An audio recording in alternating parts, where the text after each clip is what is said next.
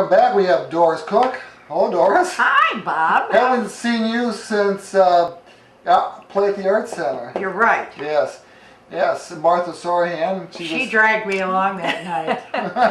Well, you gotta explain, Doris, you're editor of the news, is that what Yes. they call it? Yeah, the news for South County. South County, Pima, I cover a large area for the Gazette papers. 4 Gazette papers. So you're my partner in crime. Oh my. Partner in crime in South County. It's nice to have a studio audience every Isn't once it? in a while. That really surprised me, but that's good. Is I hope that the they first let. time you've used that? Oh, no. No. We squeeze them in here every once in a while.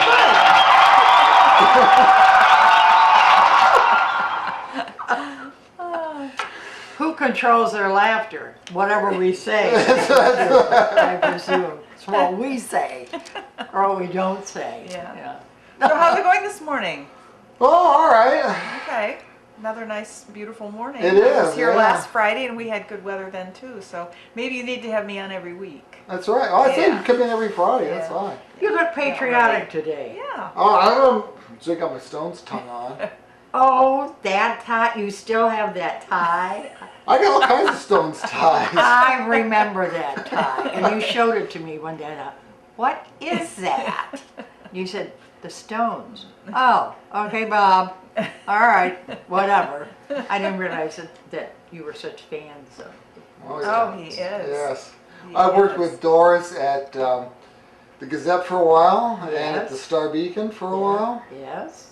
So how long have you known each other? A long time. Yeah, We, Like probably the 20? 80s or something. yeah, in oh the my gosh, 80s. that's 30. Yeah. That's 30 Yeah. years. Yeah, it has been. Yeah. The when I came back to the Beacon, you were there. hmm And I was there when you retired. and- You had a retirement I party. retired. But, You were drinking highballs. oh, I probably was. In '97, I retired once. And then a couple years later, I unretired myself. I Why? decided, You were bored? why? I was bored. Oh, I really okay. was. Yeah. I just decided, no, you know what? There's other challenges out there. hmm And then I was ill, very ill in '98, and had a different outlook on life after that, and thought there was a lot of challenges, and so I got out of the newspaper field for a short time. Well, not a short time. It was about 5 years or so, and I became a tour education director for Century Village Museum in Burton. And I wore Civil War clothing. Yeah. Too many petticoats. Too many petticoats. And then I was a tour education director for about 5.5 years, and I had a wonderful group of guides. You know, we took people on tours of the Century Village over in Burton. It was fun. And I always liked history. And so I sort of fit into that. That job was another thing that I sort of fell into by fluke, like a fluke. Well, so what happened? Then you left. Obviously, Well, 'cause you're in not between, doing that I anymore. did some freelance writing. I always actually kept writing for a weekly paper over in Jog County, and then it was. And I was traveling back and forth, commuting again. It seems like I always commuted to a job, and but that was fun for about 5.5 years. And then I got lured back to the newspaper field, and went back to the Beacon for several years, and I ran their bureau over in Jaga. That was fun, hmm and had a couple people that worked with me. And we had our sales office, and there were sales and advertising and everything. And I was sort of back in where I had really started in the newspaper field, Jog County. was looking through some old photos and I saw a picture of you on exercise machine that we had in the office for a while. Remember that? What was Somebody. it? A treadmill or something else? No, it was like one of those ab machines that you use. Oh. I thought about Somebody left, for who knows why, left this ab machine sitting out in front of the door at the Star Beacon. Yes. So we dragged it in, And we all took and we all turns. took turns on it. I almost fell off of that thing. I've thought about getting one of those. I bought one. I liked it. I went Oh, out. really? I was thinking about getting one for my living room, but I remember once before, I told my husband Bruce I was going to put something in the living room. He said, "What is it?" I said, "It was a quilting frame." He says, "What are you going to do with the quilting frame?" "Well, I'm going to quilt a quilt." I had actually made, Bob, a sample, what they call a sampler pattern quilt. I wanted to learn how to quilt one day, and this is really a funny story, because I bought a quilting rack that was handmade, and thought, well, I'm going to learn how to quilt, and I took a class and I made this sampler pattern quilt. It was all different patterns, and I thought that was an accomplishment for me, because whenever I took the sewing machine out, I was either mending something, and this time I was going to create something. Oh. So here I did. I went to this class for about, I don't know, 5-10 weeks or whatever, and we all took our sewing machines. It was in Middlefield, and the gal was very nice, and she was very patient with all of us women. Believe me, some of us had never put blocks together, squares together, designed and all this kind of thing. And so I finally got it all done, and then I finally talked to somebody. Well, the lady taught us how to, do by hand. I was going to quilt this thing by hand, Martha. Okay. And then I learned that it takes at least 125 hours to quilt a quilt. I gave up. I never did it. And the quilting frame I sold. And so Bruce didn't have to worry about having it in the living room, because he couldn't figure out where I was going to do this. We had to figure out what room I was going to do this in. I will put it up in the living room. That's the way the Amish ladies do. What's wrong with that? They didn't have televisions. Well, I know Right, they that's don't. right, that's right. They didn't have to do that. So, Yeah. so that quilt laid in a bag, a plastic bag, for about 15, 20 years. And I finally took it back to the lady who had taught me how to quilt. Said you were a failure teaching me. Here it is back.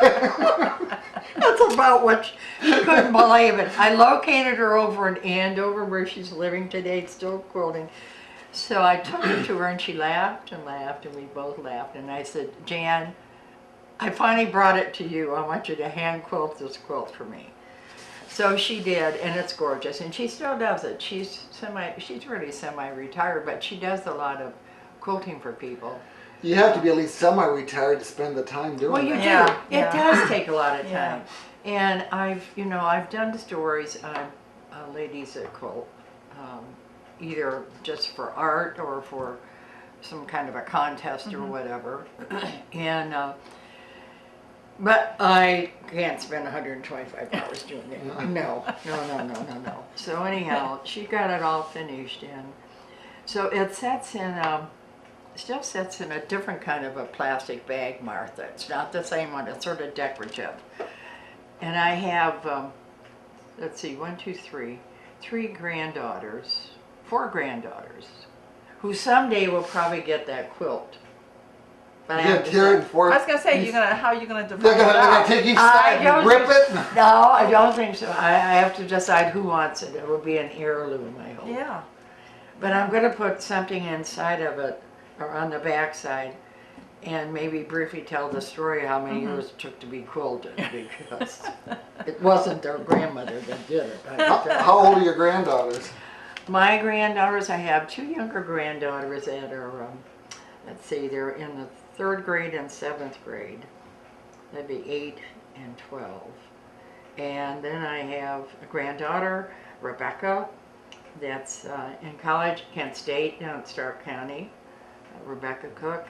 And then my oldest granddaughter, Lindsay Walters, is, she has almost 3 years of college, and then she decided she wanted to make some money. Everybody wants to make money these days.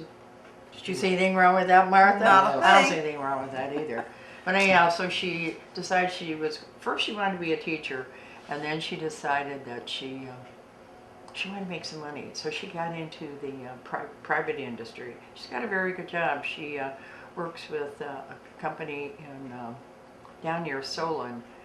Can't think of the name of it, but it's she does outside sales and inside sales for technology equipment, computers, not computers, but all the parts and pieces that go into computers. So Yeah. Okay. People that can sell do well, but they do, but and she I could, guess. and she's a beautiful young lady. But then she has another job too. One time she had 4 jobs to keep her together and go to college, which I thought was very ambitious for Lindsay. And she works as a waitress in a restaurant on the weekends, and you make great tips in a restaurant. Yeah. My kids I tried to teach my children to be independent because I worked many years, raised a family of 3 kids, and had to make them independent and get supper cooked before I got home to the newspaper. Oh, really? Oh, yeah. So they had supper cooked for They you? Well, now that is I taught, a feat. but we'll never forget the time that Lindsay decided to make stuffed peppers. And we still laugh about this. She forgot to cook the rice first.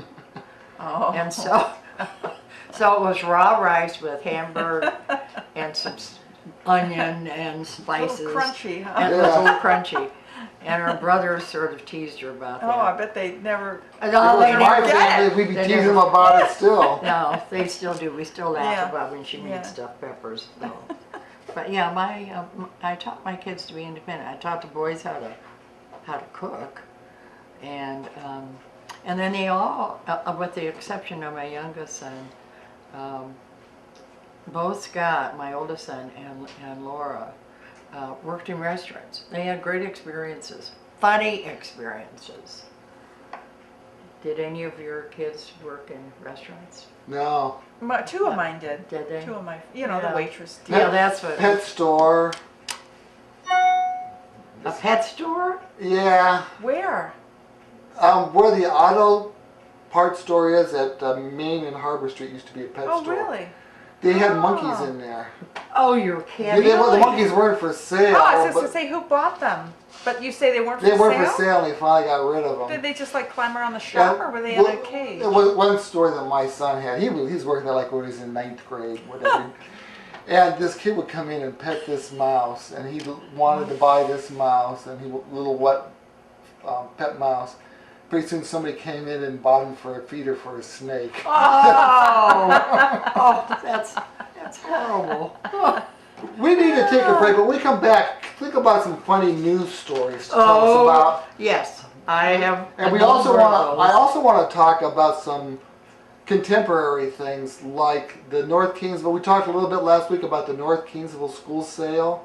Oh, yeah. And I heard you. Is it right that they sold that for like $3,500? So maybe we could talk about that. Okay. The building that was like supposed to cost $180,000 or $280,000. To demolish? Yeah. Well, just demolished. Wasn't it supposed to be worth like $180,000? No, I thought they only appraised it at 7 or 10. I don't know, 7,000, 10,000. Oh, really? Yeah. Okay.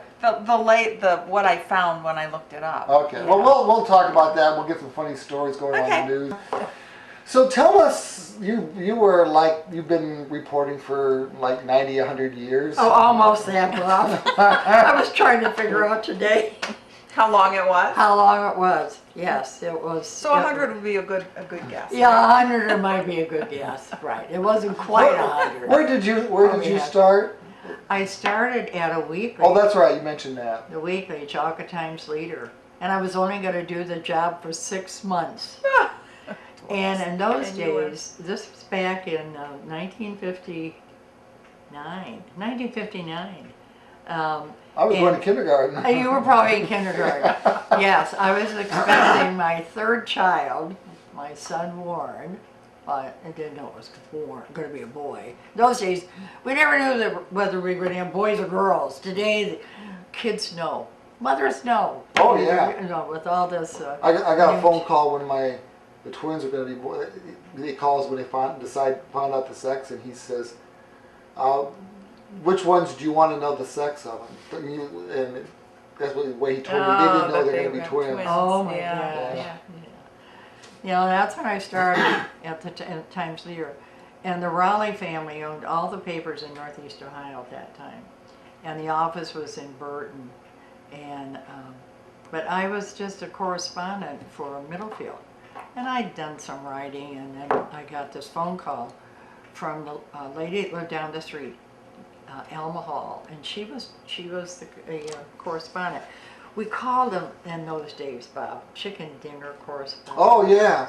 Chicken dinner Yeah. correspondents. Oh. That's what we were called. Well, that makes Because sense. you're doing like the society Yeah, stuff. society stuff, and we would call people up, and maybe they had visitors over the weekend, or their daughter was graduating, or whatever. I mean, those type of little community tidbits.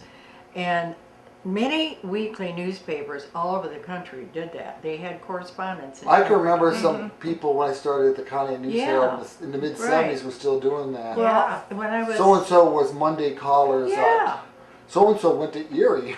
yeah, it was you know, and you sort of found out what everybody was doing in town. But people love that and stuff. people Yeah. like It's that. gossip. They love it. And yeah. some weekly papers today around the country still do that. I used to get a paper from Manchester, Kentucky. And there was this columnist that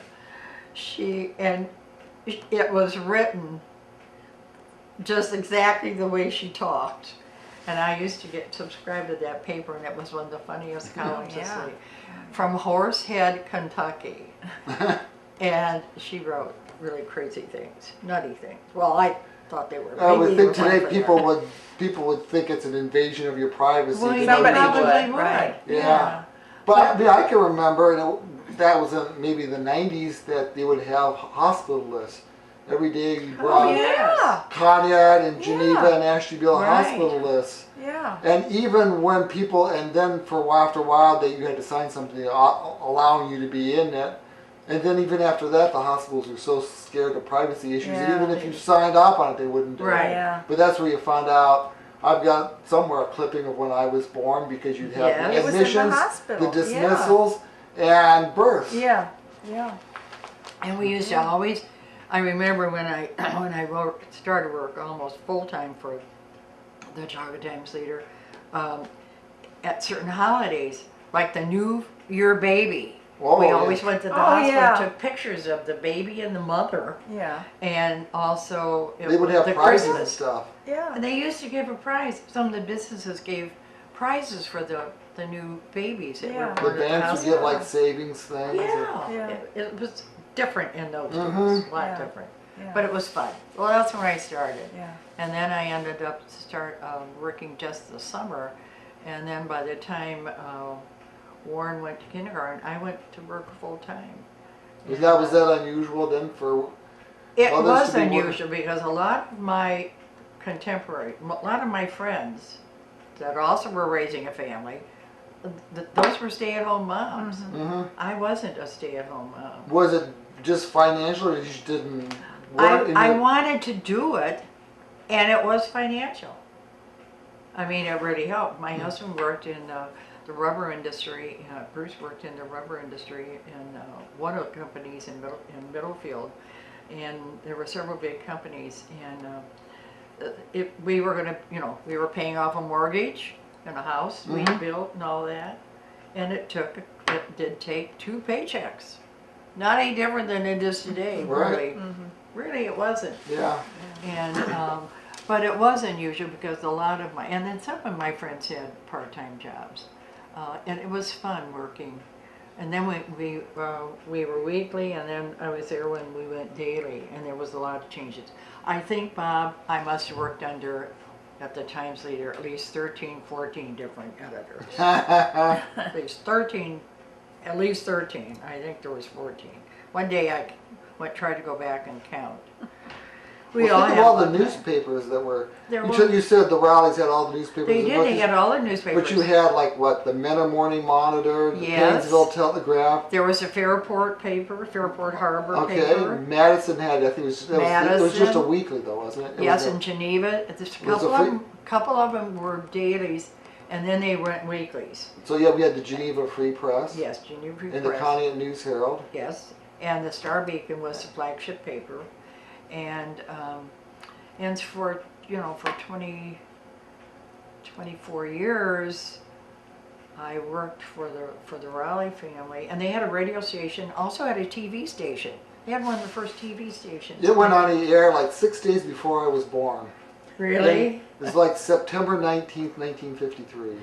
It went on the air. And I also got involved with the Geauga County Maple Festival while I was working at the Times Ear. Well, I got on it because my sister said, "We need you on the board." And for 27 years I served on the board, but I chaired that festival for a couple of years. But I did some of the PR for them because I worked at the newspaper, and they always got a lot of coverage. What did you do on the television? Oh, I went a couple of times. I went on TV at the Raleigh station, just to talk about what was going on in Geauga County, and then I went to promote several different things that were going on. One was the Geauga County Maple Festival, and we used to do. We even brought one time, I think, a couple of people up there, and we were making pancakes On TV? on TV. Must have been. Then did you eat them also on TV, or did you? Did you? Well, serve we them? had, You were yeah, just we did making them? take a few bites. Yes, we did that. But when I worked with when I served on the festival board, I came up with a lot of promotion things. And we used to get a lot of the TV stations to come out to Chardon. Not just because they had snow, because they always came out when the first snowflake came out. Which is sort of stupid, but they did.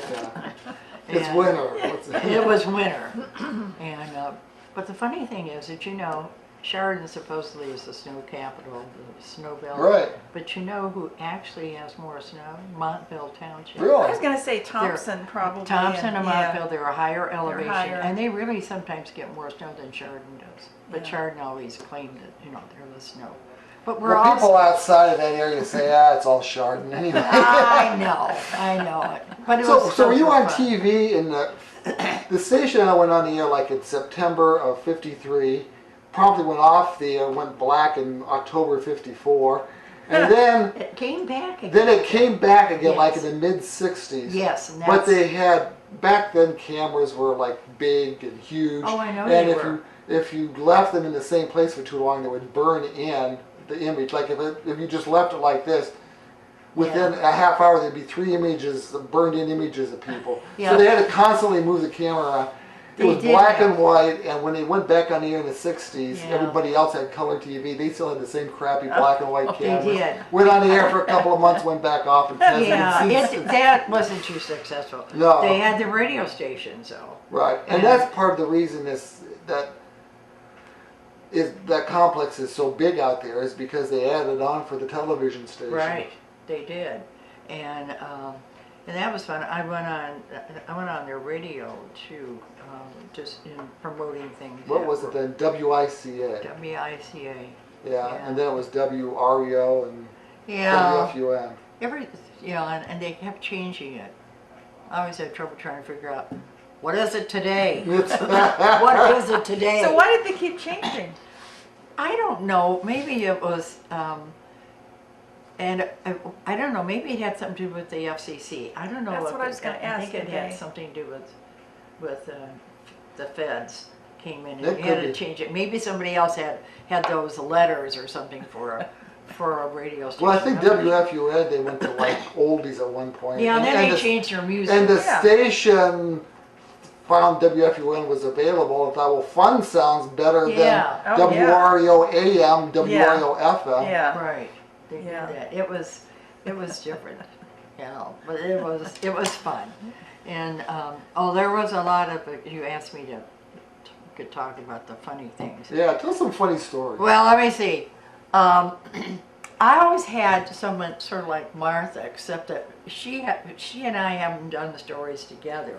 But at the Times Leader on a daily basis, once in a while the editor would send two of us reporters out to do things. Together? Yes. Oh, that'd be fun. And so that was my friend Marilyn Whitby Shear. Oh. And she was a character. Last I knew she was like dispatching or something. She went into that. Yeah. She was when she left the Times Leader, she went into police, fire, or dispatch service, and emergency service, and that's what she did when she moved down to Westchester, Pennsylvania, with her family. Oh, we got a phone call coming in. I don't know if this is relevant, but hello, you're on the air. Hello. Hello. Hello. Oh, I wondered, the thing wasn't even ringing on my side. Oh well. Years ago, I got a big receiver in the dining room picking up music. I used to get jamborees from like Nashville and Wheeling, West Virginia. I used to pick up WTAM, WJR, Detroit. Yeah, I used to TAM have in a little Cleveland. book, and I'll bet there was probably 50 different stations that I could pick up on my receiver. In the old days, on the radio. Yeah. Ham radio. AM or FM. I think so. So do you still have the radio? Oh, hey, radio, I've got about 10 of them. Wow. I got a whole box of them in the garage. I should put them outside. Maybe someone will pick them up. Yeah. Okay, thank you very much. Okay. Bye. Thanks, Sharpie. Okay. Some words of wisdom from Sharpie. Yeah. I didn't know that you took phone calls. Oh, sure. Yes. Oh, that's fun. Yeah. And I didn't tell you that part, did No, I? When you I didn't said tell you me got to that come part, on. No. Yeah. And then you get to talk to people. Oh, yeah. Yeah. Well, that's neat. Yeah. I didn't realize. Yeah, you well, did our that. phone number, if you want to chime in, is 593-7181. Yeah. Very good. Yeah. Well, I have to tell you about a couple of things that Marilyn and I would get into. We did meet celebrities. I have to say that through my career as a newspaper journalist and later editor, journalist, whatever we are now. We got to meet Princess Margaret. Really? Princess Margaret of England. And this was really nice for me because Princess Margaret and Princess Elizabeth, who is now the Queen of England, the longest reigning queen, Yeah. were reminded me of my sister, my older sister Beverly and I. We were about the same ages, and I always was fascinated with the royal family, and I still am interested today. And that's probably because on my mother's side of the family, all those ancestors came from Wales and England to this country. So that's on my side of the family. But anyhow, we got this invitation, the media did, and here in the Dog Times Leader. And where was she? In She was Cleveland? in Cleveland. Cleveland, okay. She was making a tour of the U.S. On behalf of the Royal Guard, the ballet of England, the ballet company. And so they had this reception at the Shaker Country Club.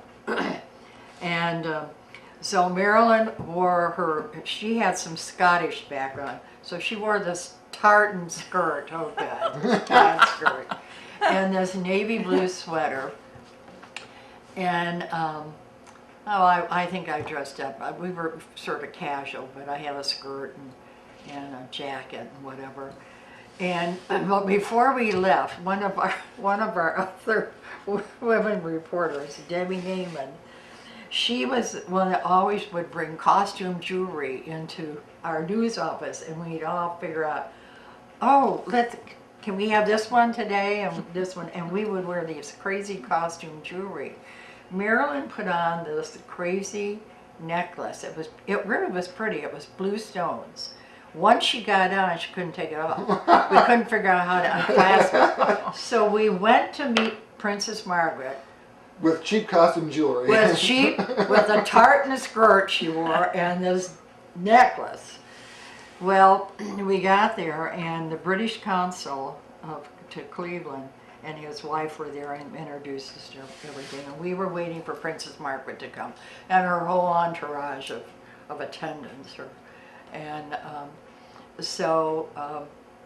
While I was talking to the wife of the British consul, I had this pen in my hand, and I was writing some notes in this notebook I was carrying.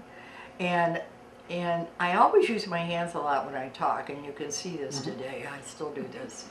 I accidentally went to write, and I put ink on the hand of this British consul's wife. And here she was with this ink on her hand, and oh my goodness, what did I do? She said, "Oh, don't worry." She went, "Yep." She spit on her hand to wipe the ink off. Well, that was the first thing that happened. Finally, Princess Margaret gets there, and everybody was going to have a drink. She drinks, not scotch, gin and tonic with a lime. Okay. And I thought, that's not bad. I like gin and tonic. And I figured if Princess Margaret could drink one, I guess Marilyn and I could too. So anyhow, we got a chance to meet her, talk with her. We told her about Geauga County and maple syrup. And she said, "Maple syrup?" I said, "Yes, you put it on your pancakes, you know." Oh, she had never eaten it before. Wow. And so we decided, we told her, well, we're going to see that you get some maple syrup before you go home. So anyhow, we went through this, she met all these reporters there and talked with everybody, and she was very, very nice, and she was really down to earth. I didn't expect that at all. Of course she smoked, and she had a nice cigarette holder, and someone lit her cigarette for her, you know, and did all that. Everybody was waiting on her.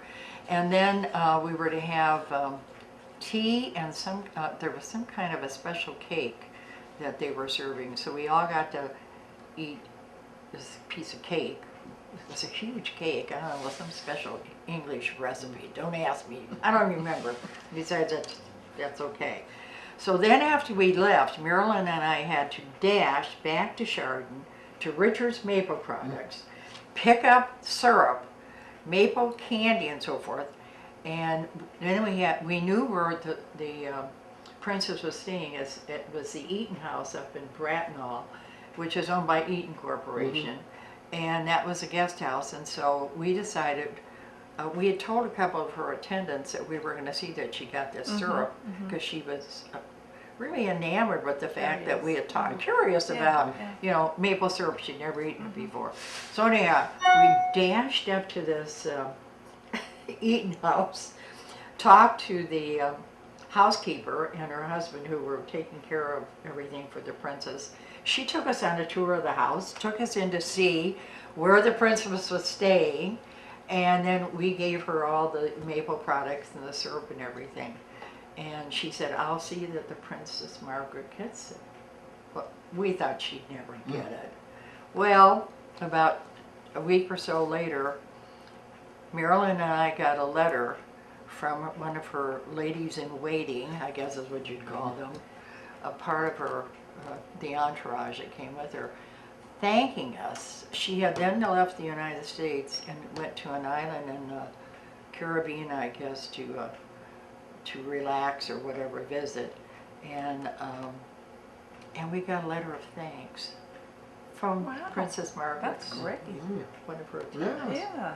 I think Marilyn kept the letter. I didn't get to keep it. She got it, whatever. But that was fine. Another time we got to meet. We went into Cleveland again, and we met Prince Charles. Oh. Prince Charles, before he married Diane, he was good looking. Now some people don't think he's good looking, but we thought he was. He's got the good-looking. ears. Well, I'm trying to and remember what Well, he used, you know, when he was younger, yeah. And so we followed him on his tour of Cleveland. Marilyn and I were the only two women with the boys on the bus, as we call it. Yeah. They took us all over with with the bus. And we visited Republic Steel. See, he went to Republic Steel, he went to Cleveland Clinic, and so we took pictures all along the way. And down on Public Square, the May Company department store, Francis Coy was the president of May Company at that time. Well, he and Prince Charles planted a tree on Public Square in one of those malls areas. I think it's probably gone today, but because they've changed everything down in Cleveland.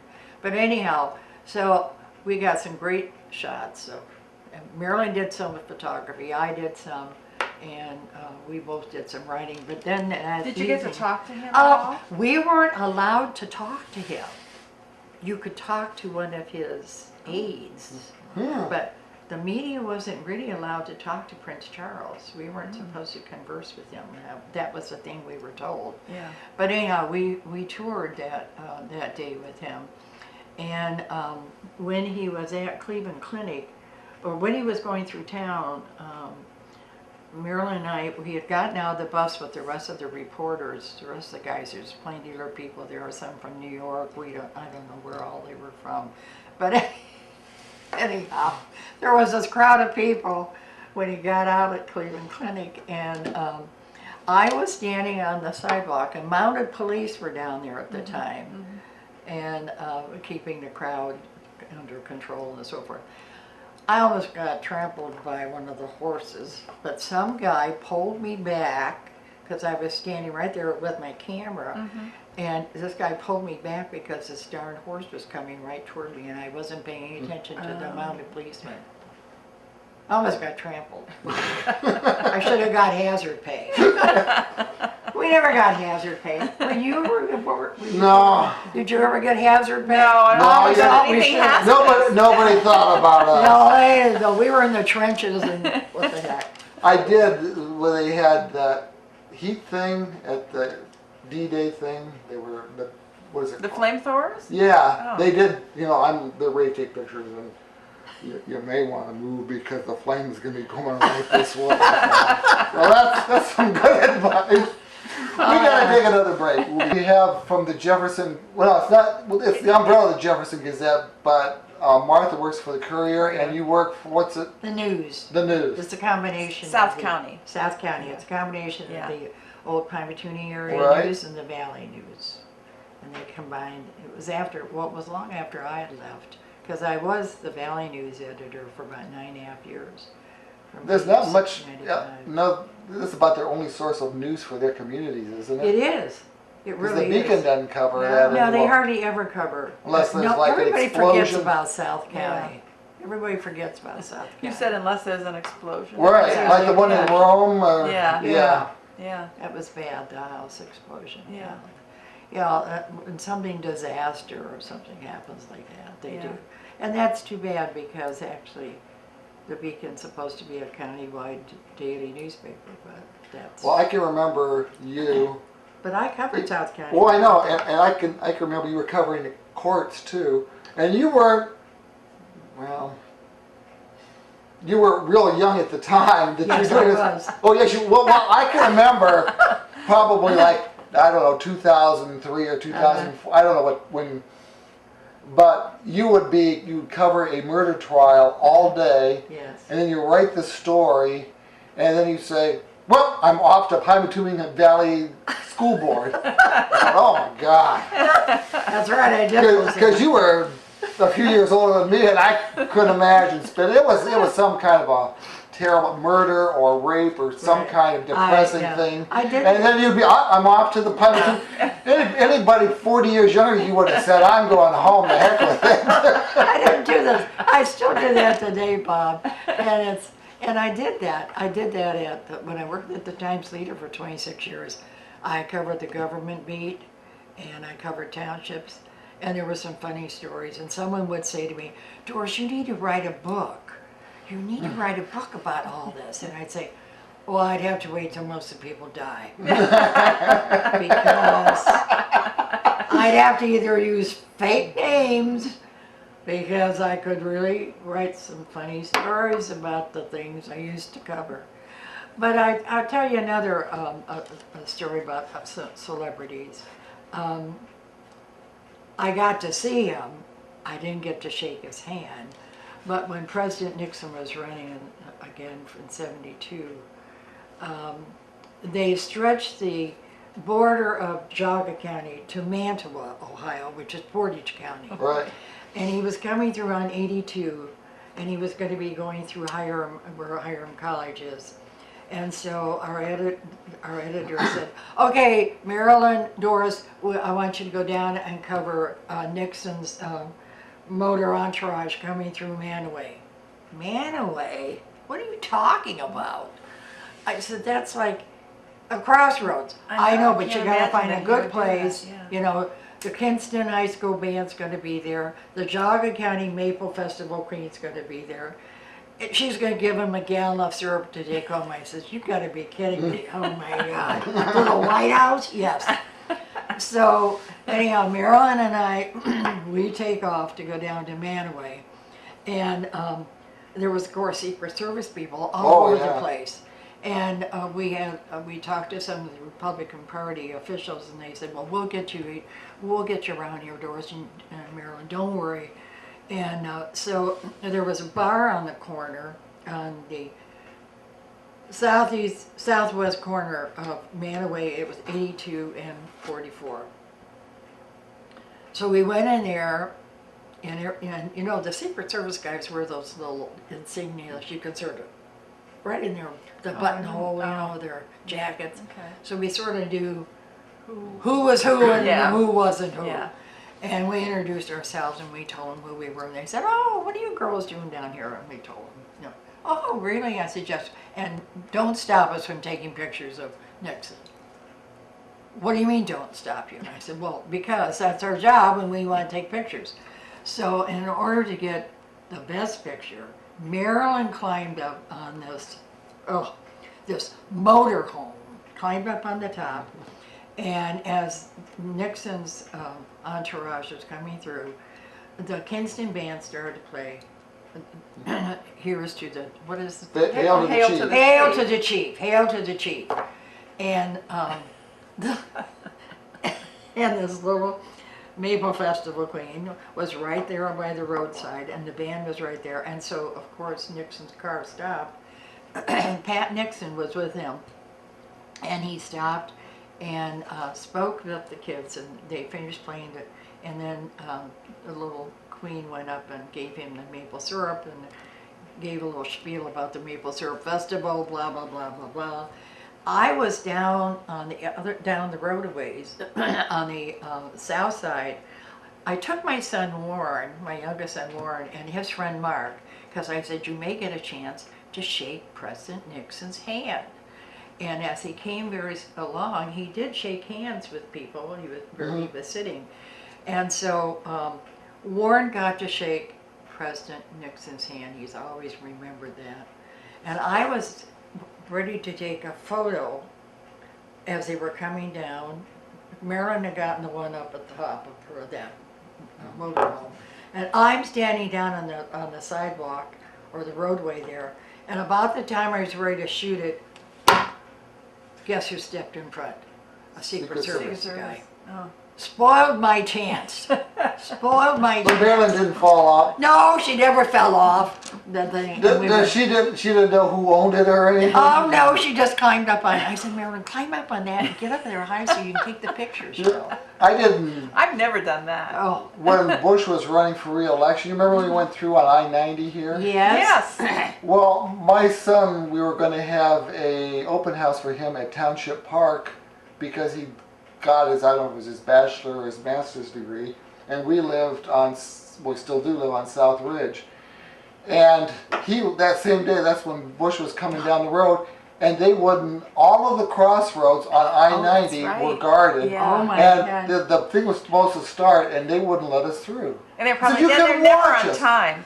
We had to call somebody that lived on the other side of town to go down there and tell people we would be there as soon as we could, because George Bush was going by. He wasn't stopping or anything, but every crossroad underneath I-90 or whatever. I remember that. And I was thinking at the time, well, maybe if we got the other side of Erie. So well, we're actually contemplating driving from Conneaut to the other side of Erie and coming Just to back go through around. to go to Township Park.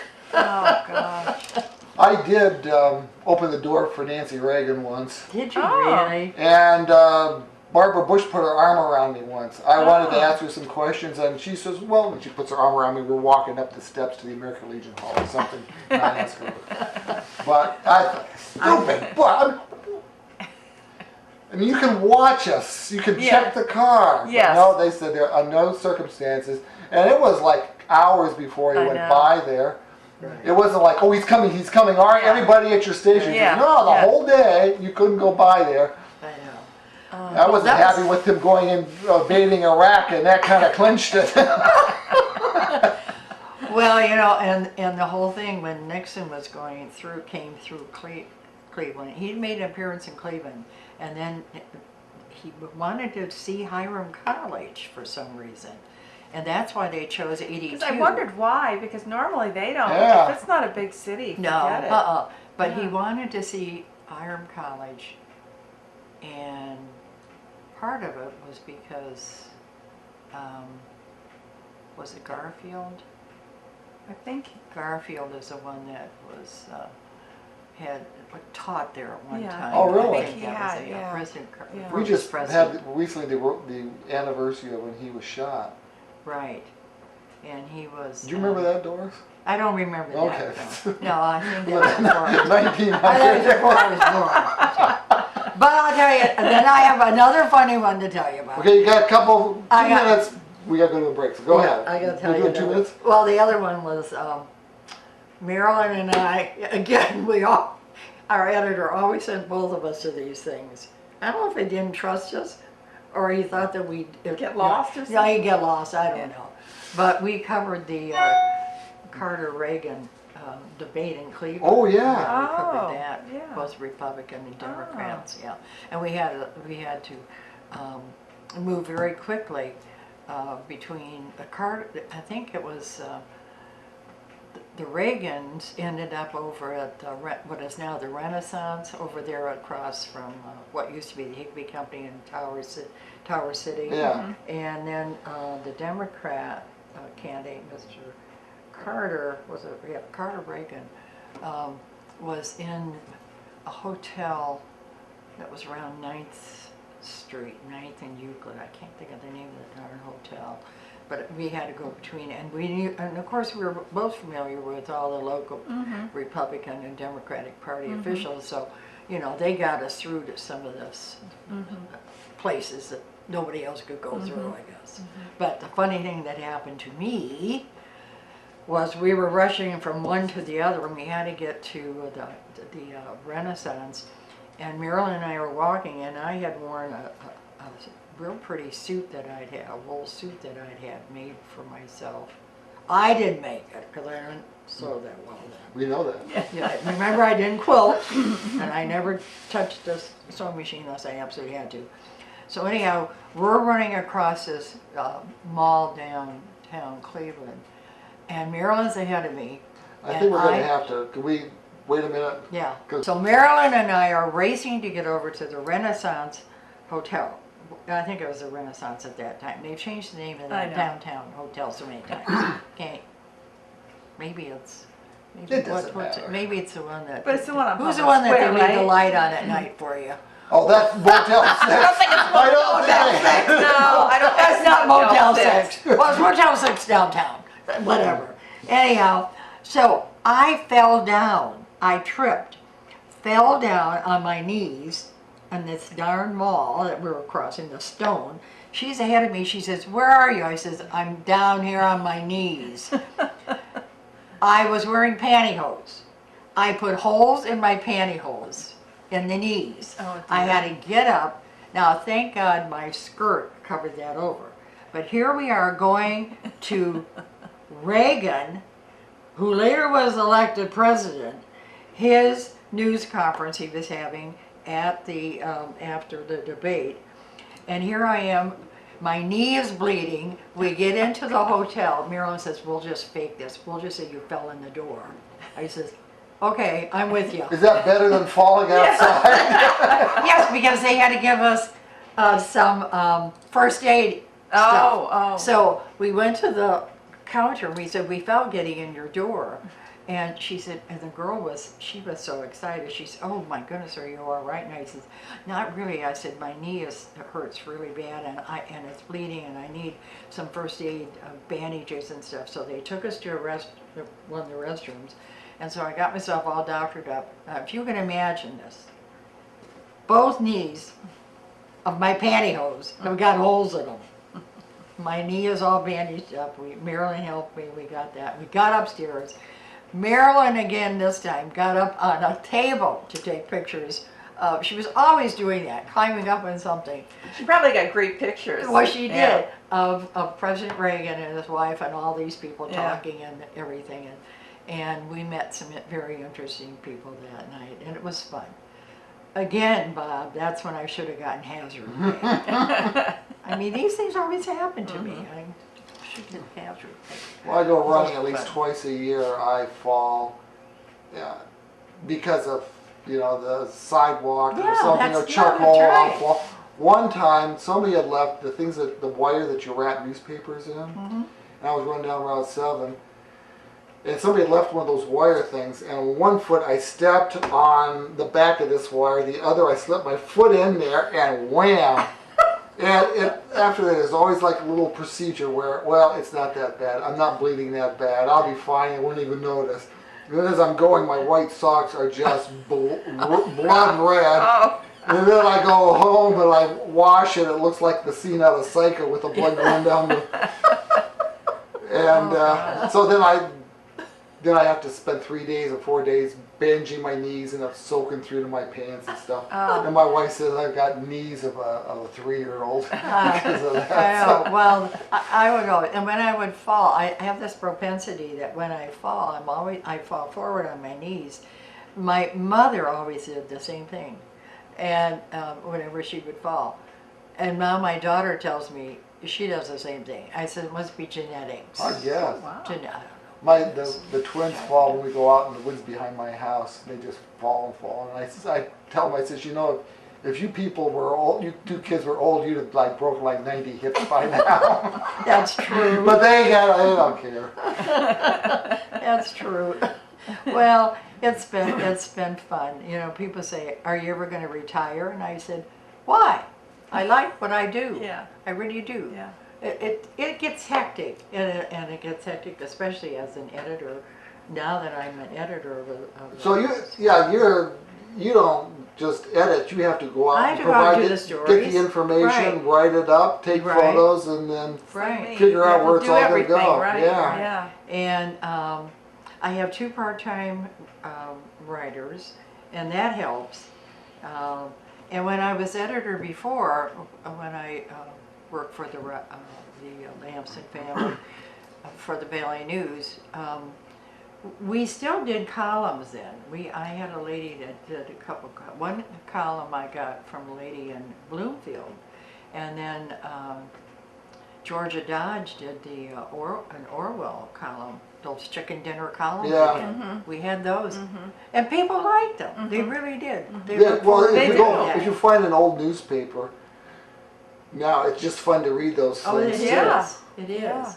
Yeah. Well, and my brother, he's got a Facebook page which is about history in Kanye, and he posts old clippings and ads for stores that aren't Right. there, and you buy a television, they'll service it for you, and they were rather expensive, like the 1950s. Oh, New yeah. Admiral television and they would come up with some funny, to me now, supervision screen. It's Oh, a big yes. 17 Yeah, inches yeah. for Right. $480, Yeah. and we will come in and set it up for you and put up an antenna. And Well, and the years that I've worked in the media field, it's changed a lot. oh, I mean, when I started, I used a manual typewriter to do Me my too. column. Use a manual typewriter to do my column, and all of the when the Times Leader at that time was a weekly, there was the nicest little gentleman, Mr. Parsons, that went around to all the communities where there was a correspondent,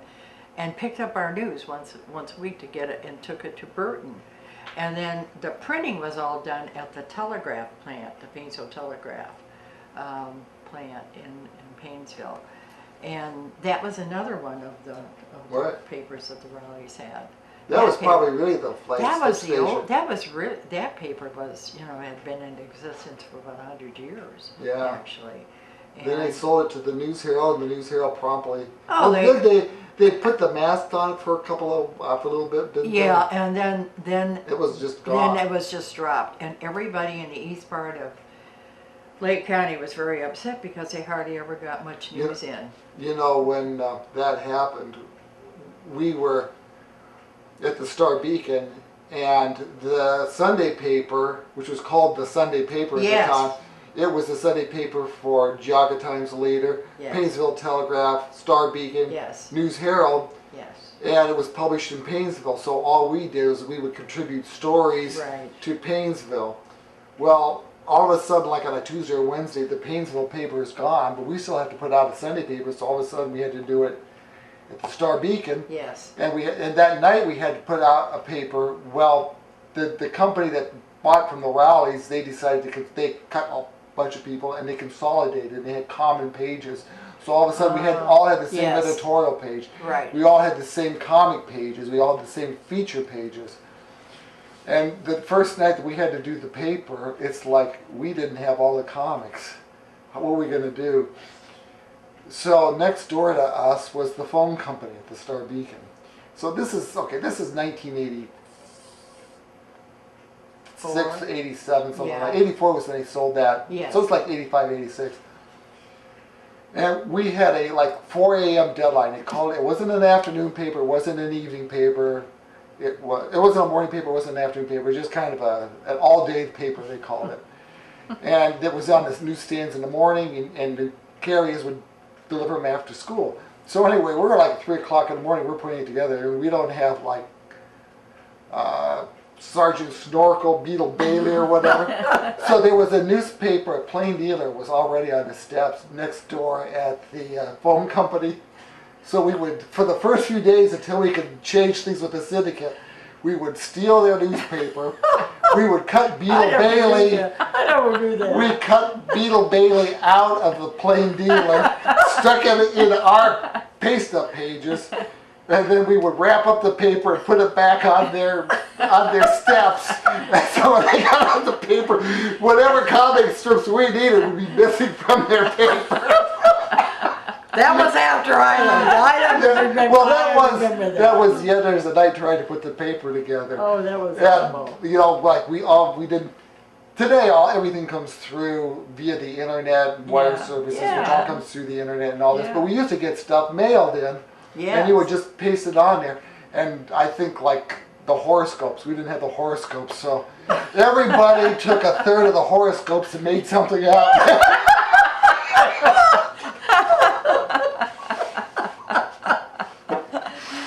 Well, that was something I didn't know you did that because I kept buying the paper when I left and went to the Gazette papers, and was in '86, and that's when I was going to be the county government beat reporter, and then John Lamson asked me. He says, "Would you consider being the editor of the Valley News?" I thought, "What? Oh, yeah, I guess I could do that," because I did editing at the Times Leader on some pages. So I thought, oh yeah, that'll be fine, So I did that for 9.5 years, and that was fun too. And again, as I said before, I had some columns. We did those chicken dinner columns. Right. We had those. We kept those, and Georgia Dodge. Over in Colebrook, in the old town hall. Georgia was originally, I think, from Colebrook, and they have a lot of old clippings and photos of people from Colebrook area, and the town hall it's being saved, the old town hall. Trustees don't meet there anymore. They meet in the old community, Colebrook Community School. So a committee of local citizens called Save the Town Hall Committee worked out a deal with the trustees, and they've raised money and to keep that old historic building going. But inside, there's a wealth of history on the walls, and there's some of Georgia Dodge's columns in there too. And then she was honored one year, I guess, as at their home. They have a home day, homecoming day once a year, and it's in August. And it's a nice little community affair. And as the editor now, I go over and cover that. And it's fun to be there. It's You know, the Jefferson Historical Society building's got a lot of neat stuff in it too. Yes, they Yeah, do. they do. Yes, they do. And then they have the train thing at Christmas time. Yes. They give away, they have a raffle, I think, that they give, you buy tickets, and you get either some kind of a miniature train set that you win. I was doing what was it? Somebody was doing something on a train thing. And I was interviewing the guy, this was recently, and I had forgotten that I had met him at the Jefferson Historical Society at their train thing. Oh, yeah, okay. Now I know why you're so familiar. But I want to talk a little bit, though, about the technology thing. You're talking about the manual typewriters. Yeah. And my first using any kind of computer system. Direct. And I started the News Herald, and they were these black old typewriters. They were sturdy things, but they were old. Yeah. And if you had to change the ribbon, you got your hands all dirty. Yeah, that's right. But that's where I started. And one day they announced they were getting computers, and this was the Star Beacon got them first, and then we got them like in 1979. And at the time, I was so people didn't know anything about computers, and I thought, what would you use a computer at a newspaper for? Because to me, computers were like putting data in and finding out who you wanted to date or something, or some military thing. And so I saw Bob Rowley somewhere, and I said, what are we going to use computers for? And he says, you'll find out and all. And it turned out, the first ones we had were like just glorified word processing machines. They had like green backgrounds and yellow type, and you would type on them, and then you would hit like some cryptic things like to save it, and then they would, in the back shop, they would push a button and there would be a tape, and they run the tape through a machine and it would come out as type, and then they would put that type on big pieces of cardboard, and they would lay out the pages. That's right. You would lay out the page on a piece of paper. It was like a guide, and you would write in where you wanted your headlines to be, where you wanted your photos to be, and then you took it out to somebody in the back shop. And that's how they made up the pages. Right, and then they would use your guide to lay out the pages. Right. And I think in 2000, the reason we switched in 2000 was, remember the Y2 case? Everything wasn't going to work. Everything And we was had done. the computers we had then, they were afraid they weren't going to work. So they brought in pagination machines so that you designed everything on the computer. You did everything. Through the years, there have been a lot of jobs lost in newspapers. One was, you're talking about somebody coming by and gathering all your information, all your type stuff. Yeah. That stuff would then have to go to back to the newspaper, and somebody else would be paid to retype it. That's right. And then you'd have people paid to paste up those pages. Right. And as the computer era took over, and you spent more time, I always ended up finding myself spending more time not gathering stuff up and talking to people, but figuring out how you're going to get it from here to there, how to put it into the computer system, and that kind of stuff. I remember when we got the computers at the Times Era, I'm not used to this. I don't know that I can learn this. Well, yes, you can teach an old dog new tricks, is what I was told. So my friend Marilyn would tell me, Doris, just write these notes down, and after a couple days, you'll be able to understand what you're supposed to do. But we also had something called, we had a microwave tower. Yeah. And there was some kind of a little machine that we could transmit It was stories. it was called a telecopy machine. Yeah. It was like an ancient fax machine. Yes. It had like a cylinder, a big long cylinder like this. But there was this, it wrote, I mean, you typed in and and Right. it came out, and then it went You across put it the in- wire. You I put don't it in know. a cylinder and Yeah. you shut it, the typed copy, and then there was like a little arm and you put it where the Yeah. copy goes, and you'd stick a phone in one side, they would stick a phone in the other side, and the copy that you were sending would come Also, that would be over. like a Yes. fax, yeah. Yeah, it was like It was, if you ever saw the movie called Northside 777 from back in Yes. the 40s, at the end they're going to prove that somebody is innocent by looking at a date on a newspaper. They knew each other beforehand, even though they said they weren't there for the person. Somebody else was guilty of the murder. And so Yeah. in the movie, they're looking at something like that, and they're watching this thing going around. Right. And all of a sudden they can see the date or something. But Yeah, that was, when the computers came in, that was a whole big change. And, Yes. but I learned how to do that, and, it was sort of different. When I went from a manual typewriter, then I got myself an electric typewriter. Yeah. I worked out in my, before I went to an office to work, I worked out in my kitchen counter, and the telephone was right there. And my kids were little. They weren't, during the summer months or something. And I would be trying to talk to somebody and then trying to get them out of the things they were supposed to be into in the kitchen. That's the way it worked for a while. That was crazy, but it was fun. You were talking about the towers and stuff. Yes. What I remember about that when I first started was that all the newspapers would have a conference call in the morning. Oh, yes. Like the Star Beacon, the Painesville Telegraph, the Geauga Times, the Right. Geneva Free Press when it was there, the Connie News Herald. And these towers were supposed to be like their own little mini network of telephone system. Yes. But it never worked. Every Yeah. morning it would be like, hello, can you hear me? Yes. Hello, hello. Are they okay, we'll try again. Hello, hello. And every day for months they would do this and it never worked. Okay, we got it working today. Hello? Yeah, you got cut off. And so they would end up talking on the regular phone. They wanted to save like money. the regular landline. Yeah, it That never was worked. crazy. Yeah. Well, in '85, I remember we had, it was the earthquake that happened out in Lake Yeah, County. Lake County, yeah. And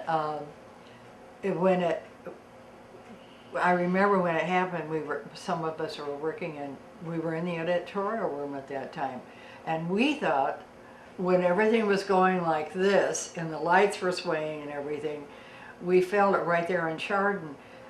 We thought that the microwave tower had fallen on the building. Honest to God, that's what we thought. And so Marilyn and I and our one of our photographers, we ran out the back door where the delivery area was when they took the papers out, and we got into I don't know if we got into my car or Marilyn's car, and we had Jill Coder with us. She was our photographer. Oh, I remember her. And we decided, well, we heard the fire trucks leave. We thought, okay, we're gonna follow the fire trucks down Water Street. So we followed them down Water Street, and they drove into where the grocery store and this little wall is down there. The fire's down. What's going on here? Was this an explosion? Well, we thought then maybe it was over at the pizza oven place where they were maybe the ovens blew up.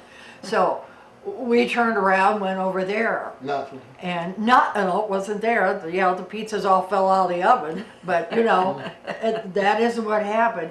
We came back on Main Street across from the courthouse. We stopped our car. We called. We didn't have cell phones in those days either, and we found out that no, it was an earthquake. An earthquake! Oh my gosh! So then we got back to the office, and that's when we called John Carroll University and found out where it was.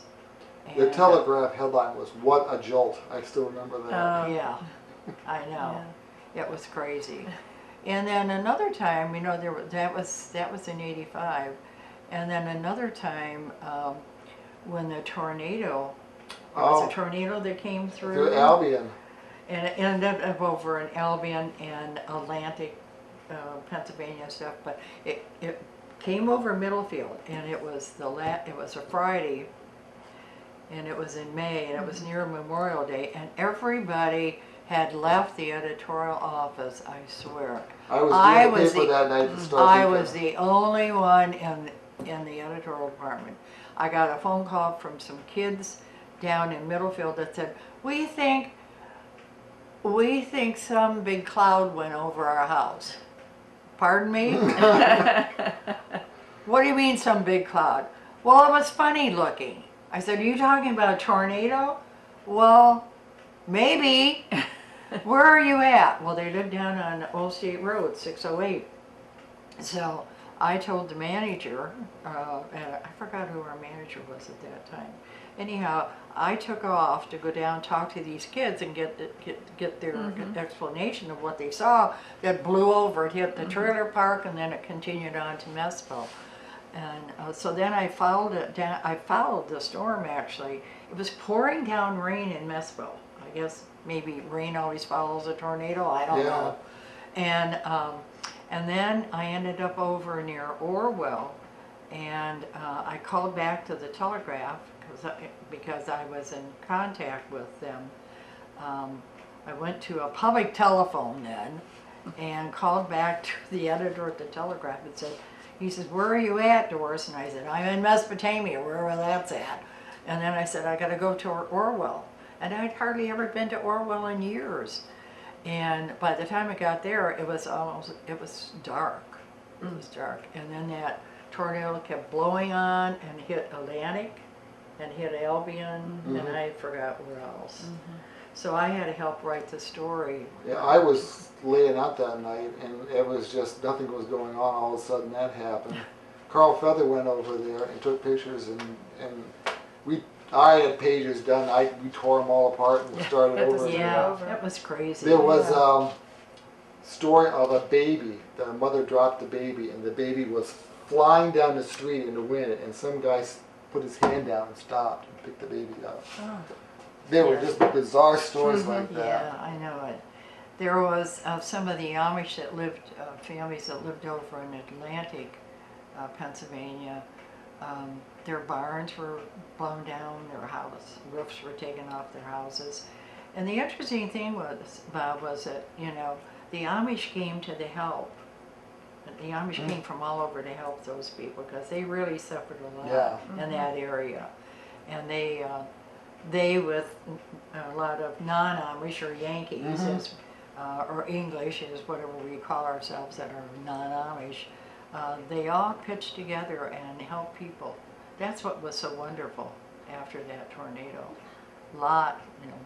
It was millions of dollars of damage. They just celebrated, not celebrated, but there was an anniversary, wasn't there? What year was that? 85? That was 85. Okay. Oh, it was 85. So that then was, they would have just. So that was 30 years 30 years 30 ago. years ago. Yeah, that was 85, and it was Memorial Day weekend. I remember that. And that was amazing. It's wonder there weren't more. It was like, I remember, this is a slow news night. I had to lay out the paper. That was a Friday night, and I was working at the Star Beacon. This is a slow news night. And then. And I had page 2. We used to put like little funny stories on page 2, and then like 3 was a completely local page, and those funny stories just could not stay. And they were pacing up. I had to tell them, tear up the pages, and we got to go again. Oh, that's a lot of work. Yeah. That's a lot of work. But that's what happens sometimes. I know it. Yeah. News changes fast. Speaking of news, let's go to a break, and we're going to talk about what's going on around here. I wanted to talk to you. We kind of touched on it. Martha, Last week when I was here. Yeah, but that they've sold the North Kingsville Well, building. they sold. I talked about this last week. They've sold it, but when I called the I'm trying to think I called them when I was on the show. No, you were talking. Okay, so I was not able to get any information whatsoever about the people who bought it. From Crisis to Christ, Crisis 2, the numeral 2, Christ International. No phone number on the website, nothing. And they said, send us an email, we'll get back to you. So I sent them an email. I have heard nothing. I called the real estate agent who, was doing the sale, and he didn't want to talk to me. in Menor, and said, Uh-oh. this hasn't gone through yet. The school board voted to accept the offer, the $3,500 offer, but he said nothing's binding yet because there were still some legal hurdles to go through. So I mean, the school board. But after I was unable to find any information about the buyer, then it made sense to me how the school board voted for it, but nobody seemed happy about it, and they all seemed very concerned about who was buying it. But it was the only offer they got, so I think they felt like they needed to go through with it. Can you tell from the website what they are? And I think they are trying to turn people's lives around, like an evangelical kind of a. Oh, like okay. a big church thing. Yeah, if you're in trouble, come to here. We'll help you. But I don't. But on their website, ironically, they have our future home, and there are pictures of the North Kingsville Elementary School. And so the Buckeye treasurer said, well, they're being very optimistic. Not that they're, but she said they'd had those pictures on the website for a couple of weeks. And the board didn't even vote on it till last week or 2 weeks ago now.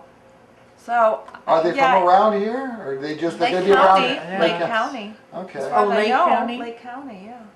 It was there's just something that doesn't quite. Well, for getting it for $3,500 is pretty darn shit. The whole building.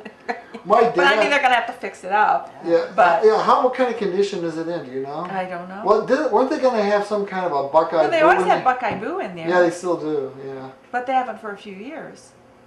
Haven't they had that? That's the Halloween celebration. I want to or say something. maybe 3 years ago was the last one Really? because the building was going to be sold. My dad was principal. And they were going to demolish the building, really? actually. So, I mean, the building was to have come down 2 years ago.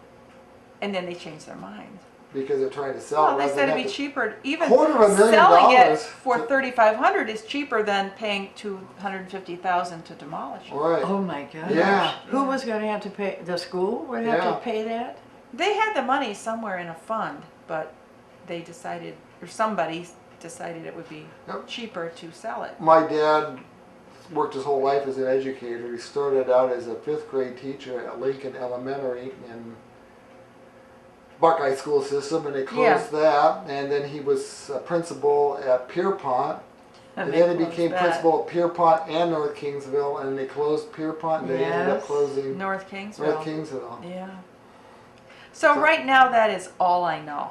That's all I know. Now, the Pierpont School is owned by a gentleman, and they have a farmer's market in front of it during the spring, summer, and fall. And Ducro has a funeral home in half of there, it. yeah. Because I did a video, and they let me in the old part too.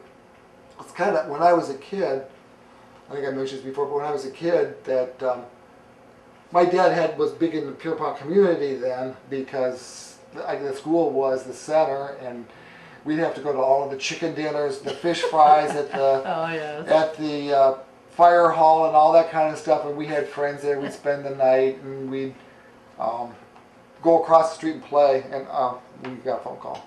Hello, you're on the air. Bob, this is Darlene. Are we allowed to advertise garage sales? If you want to do it quick, go ahead. Okay, 970 Main Street here in Conneaut. Okay. A little bit of everything. Lots of stuff. When is it? So, all right. Well, have a good day. You're doing a good job. Darlene, when is it? Oh, on the old house, 970 Main Street. When? The date. When? Today, right now. Right now. Today and tomorrow? Yep, today and tomorrow. Okay. All right. All right. Bye. Don't stop watching the show to go to this garage sale. You at 10 o'clock, all that stuff's still going to be there.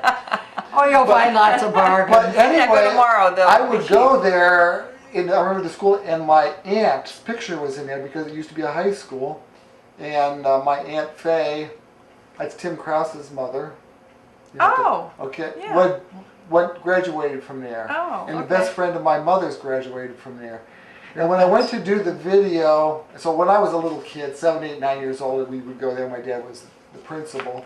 I always remember seeing my Aunt Faye's picture there and all these other people from the 1940s. When he became principal again later on, like in the 80s or something, I was older and didn't go there Yeah. that much.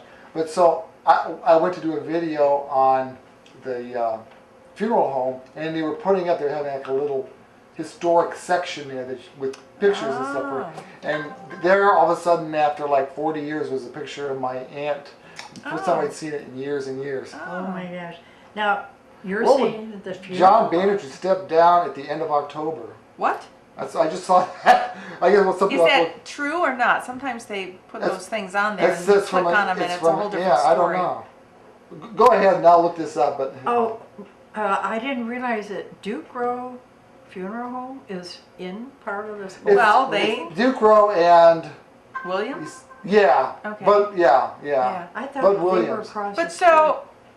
so they Bud Williams fixed up had a- half of the Right. building and the other half is just not, Right. it's just, But when I was doing the story, the guy that owns Yeah. the building opened the door, let me go look through the old school, which I like looking through old buildings. I like Yeah. to, you know, Oh, I went yeah. by the Gateway Plaza. I like to see what the Kmart looks like today. Do they still have all that plastic crap I now? have no idea. Did you see there's a new sign out there for sale and with a new phone number?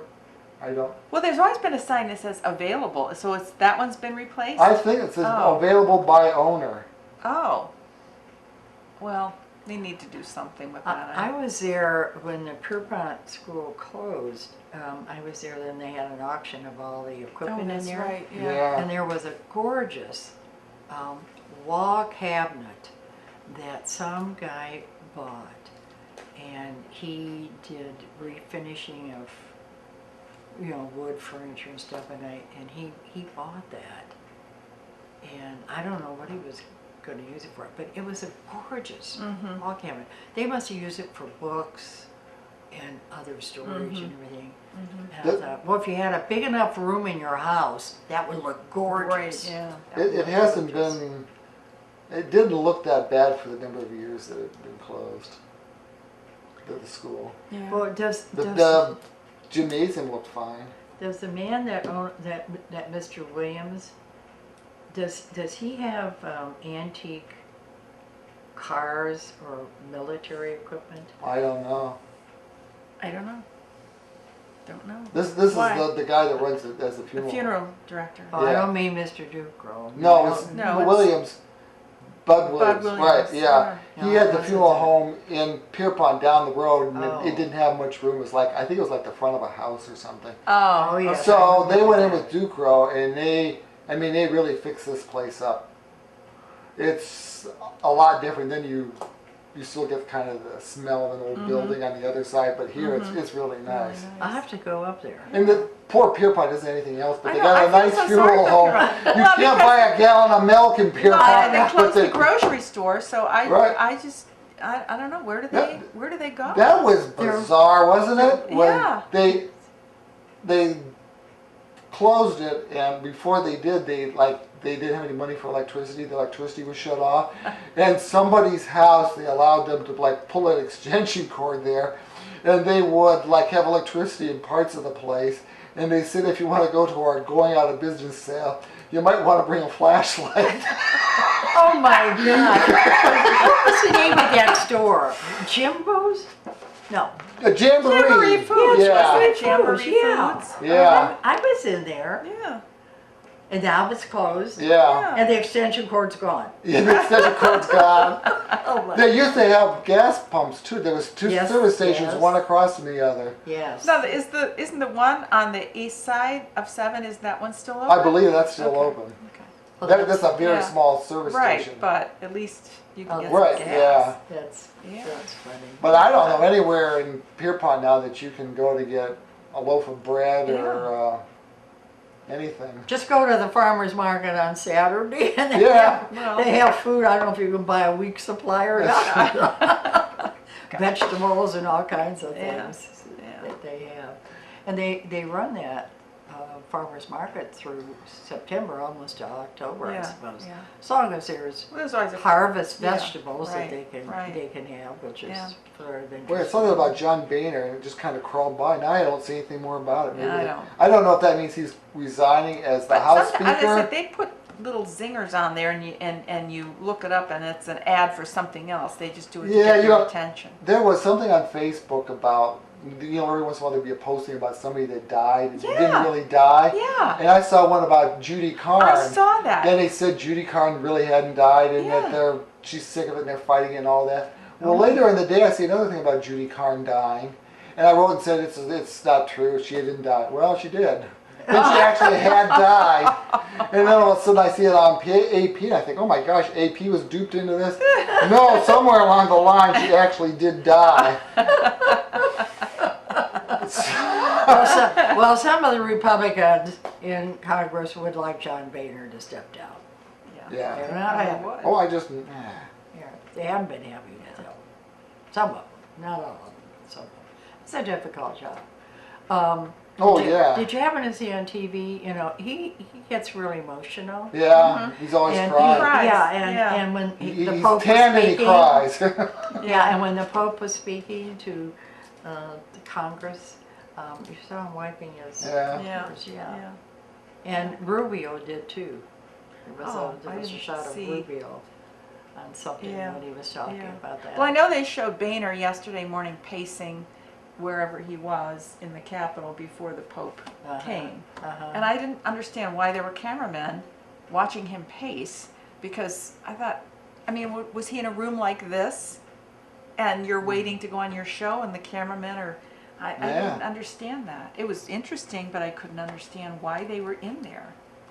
He was probably watching he him was probably pace. nervous. Yeah. Oh, I know he was nervous, Yeah. understandably so. I just Yeah. couldn't figure out why the cameras were in Yeah. there Was capturing this that. was the first time. This was the first time that a church's pope addressed Congress. Yeah. I think so, yeah. Yeah. So this was Yeah. It was a- historic. a historic landmark yeah. time Yeah. of history. Yeah. Very interesting. Yeah. I wonder what would have, if one would have come before, you know, in previous years, while we were at war, etc. I wonder what the setting would have been then.